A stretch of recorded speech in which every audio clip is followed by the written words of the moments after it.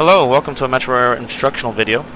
Today we're going to be talking about the FMC and the Airbus, which pretty much applies to almost every Airbus, but they have minor differences. But what we're going to go over today is just how to put in a flight plan, set the aircraft up for departure, some things that people have been asking about.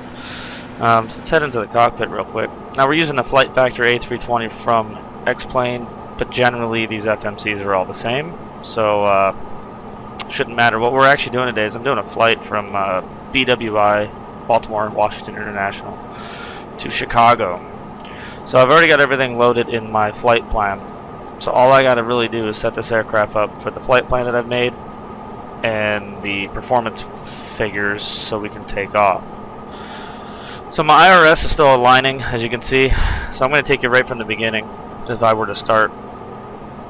When the aircraft loads, you'll probably see something similar to this. If not, there might be a button depending on the model to get to something like this. It might say something like FMC or menu or something like that. But generally you want to see something like this. If you don't, it's really not a big deal. What I do next is I go to the Initialize init page. I think it's Initialize. There. And I'm going to do is I'm going to put in where we're going. So we're going from BWI / KORD, which is Chicago. I put that in there. It's going to usually pop up with this whole, I think it's like an alternate thing, but I just hit return. So that goes up there.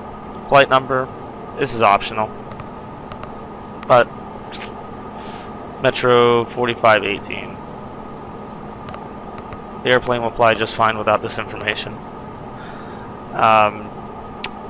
You could have put a company route in. There were some boxes to fill that in. So basically, if you go to SimBrief and you download, well, any program or flight planning program you use that provides you a file you can download, sometimes specific to the aircraft you might have, the payroll aircraft or the flights you fly. You save it to a particular folder, you can load it up in here, and it's going to put all the waypoints in there for you, so you don't have to do it individually. It is a savings of time.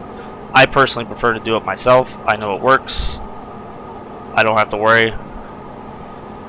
But it's up to you. Cost index. In this particular case, I have found it in my operational flight brief. It's 36 for this flight. You can put any number in here. There's a range associated with each aircraft.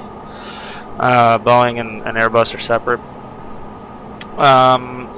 It's basically the cost index is how the aircraft's going to fly. Is it going to be economical? Is it going to go quicker?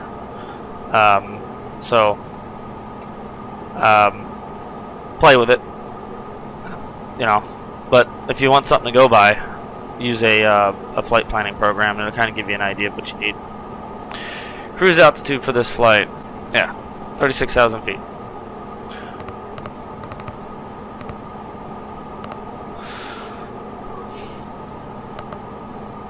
Formatter. Alright, so once you've got that information in, it's asking you to initialize the IRS. So click that. Align on reference. So it knows we're at BWI. The GPS position is here. I usually just go with it, with whatever it's got. It works just fine. Firm align. And now it knows where we are in the world. So after that, what's left to do now is get your flight plan in there. So F plan is your flight plan. If you click on BWI, your departure, you can pick your runways and your departure. So I believe this one is 28 today. Yeah, it's 28 out of BWI. So 28. And we're going to be flying on the TERPS 6. What is that? RAM A, however you pronounce that. TERP 6. RAM A transition. Once that's in there, temporary insert. I think it's temporary. I don't know what that means. But if it's green, it's in there.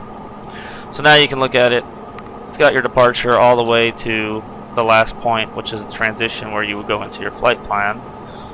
and we're going to jump on the Q72 airway. Now, airways are a little tricky if you don't know how to do it. Easiest way to do it is click on the previous waypoint before, well, the last waypoint rather. So I'm going to click on Ram A Airways. So we're going to go from Ram A to Q72. So we're going to click on Q72, put it right there. Now you need something for it to leave off the airway with, otherwise it won't work. You can't just put that in there. So you got to put the next waypoint, which is HACS, H-A-C-K-S.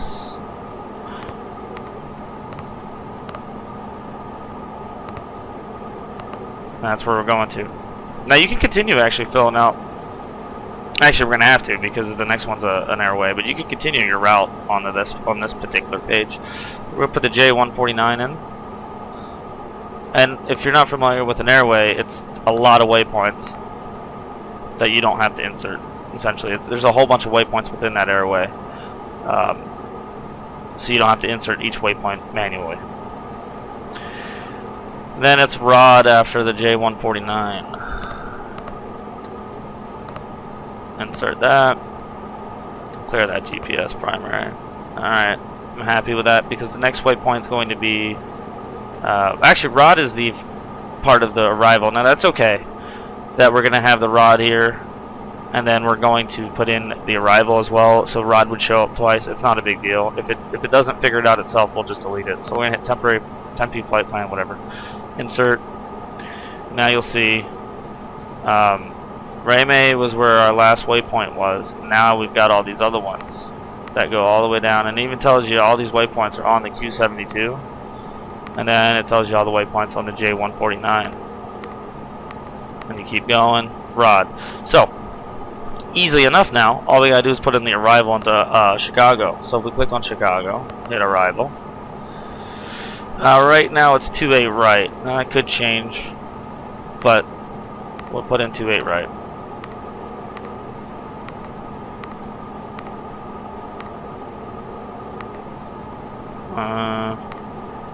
There it is. ILS 28 right. We can do an RNAV if we want. Put ILS in there. And we're doing the, looks like the Watson 3 with a ROD transition. So Watson 3. And so if you're down here, and this is where your transitions will show up, and you can't see them, you got to go back up to the top, basically. And this is opposite, so this isn't up, this is up. It's weird, but so we'll click on ROD for the transition. And you always got to hit insert. You can always click this, and it'll give you a. Well, I'll show you. It'll give you a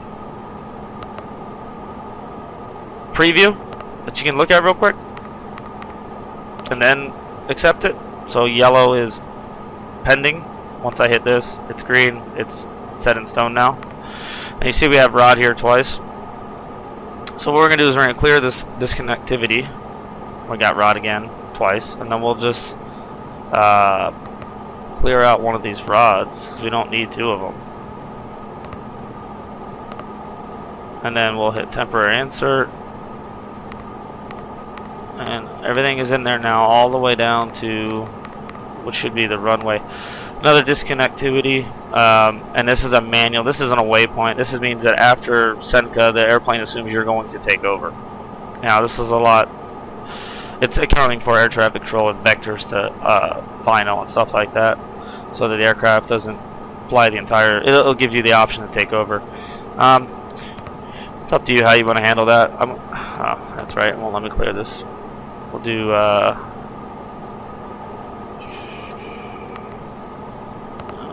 If I do a. Sometimes you gotta replace that with a waypoint to get it to work right. Not allowed. I think it's because of that manual. So we can get rid of the manual, or we can leave it. Here's the thing. Depending on the Airbus you're flying, this particular model is a really big pain in the butt when it comes to changing, in my opinion, and it might be my knowledge, but changing your runway when you get close to the airport. It'll throw a lot of things off. Typically, when you don't have enough time to work with it, and you're the single pilot flying on VATSIM, and you need to have this sorted. So, if you leave this disconnectivity here, it'll allow you to change the runway once you get there if that changes without really messing up the flight plan, because you'll just be able to get rid of this once you got the runway you want. But for today's demonstration, I'm going to put in here ADAME, which is this waypoint, and I'm just going to put it where the manual is. And it gets rid of that discontinuity, however you say that. And it makes it a full flight plan. So, what we can do real quick is just go to plan, and we'll step through it, just so that we can see that everything looks the way it kind of should. As we head west to Chicago.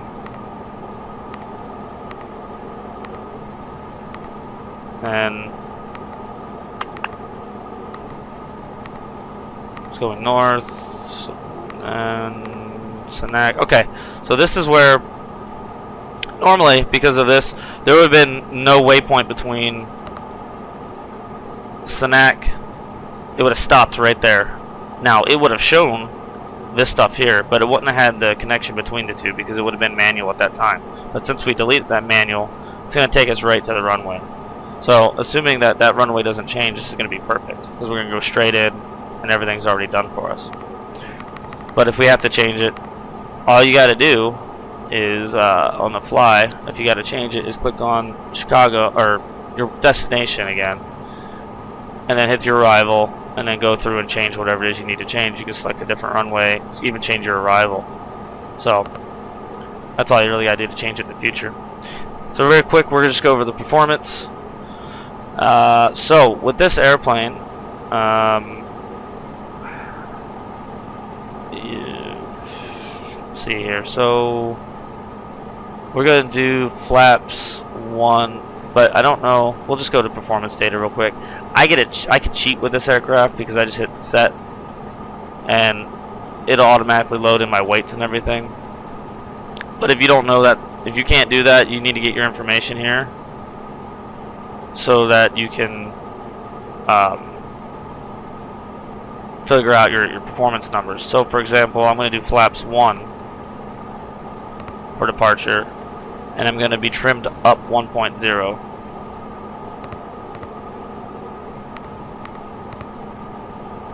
I put that right there. Flex 2. Well, it depends on the temperature. So I'm going to bring up the ATIS real quick.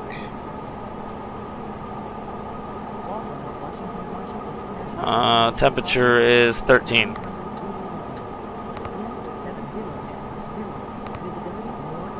Alright, well, turn that off. And then we'll just fill out this right here, and then it won't let you put it, at least in my airplane. I don't know. It won't let me do that. I have to put in my own number, so I'll just put 128. Oh. It's a pretty slow takeoff speed, but it's a short flight. We don't have a whole lot of fuel on board.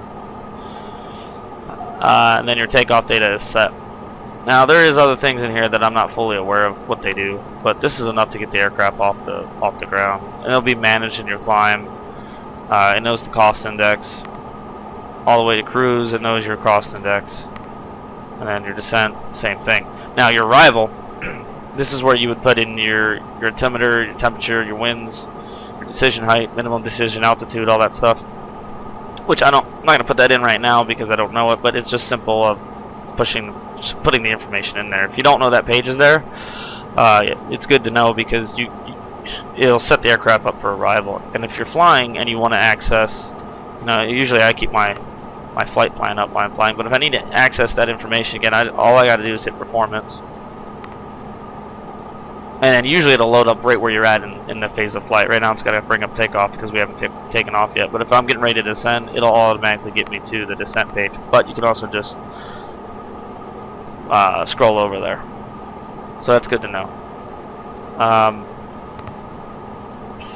That's a direct button if you want to go direct to a waypoint. And it's got them all listed right here. So if ATC gives you direct to Terps and you're on your way to Wants, all you got to do is hit direct, terps, it'll insert it, you'll hit a temp insert, and then it'll just go right there. Really easy, quick way to do it.